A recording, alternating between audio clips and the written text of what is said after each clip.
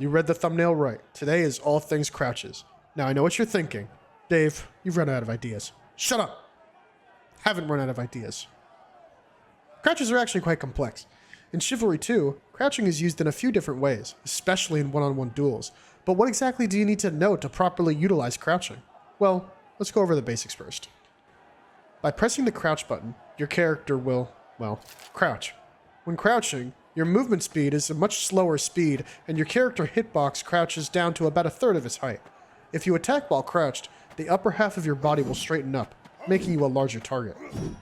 Unlike most games, in Chivalry 2, there's actually a minor punishment for crouching.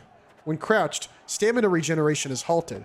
Despite this though, crouching is still incredibly useful for reasons that we'll get into now. Because Chivalry 2 has incredibly accurate hitboxes, and weapons only deal damage based on the tracers that follow their model, the crouch can be used to avoid damage in many cases. If you see an enemy swinging wildly, you can potentially crouch under his attacks. Not only does this make you look absolutely awesome, but it also prevents you from having to lose stamina from blocking the attack. Be careful though, as the more intelligent enemies will wisen up and start aiming below the belt, or they'll just use an overhead. There is also a somewhat underutilized mechanic which allows you to lean while crouched.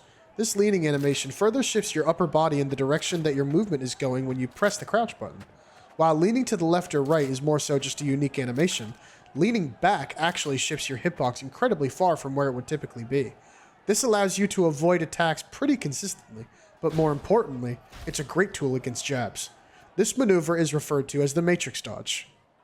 The lean only lasts around a second, and after that, your character's model will jerk back to the normal crouching position, even if you're still moving. This means that you'll have to properly time your leans with the enemy's attack.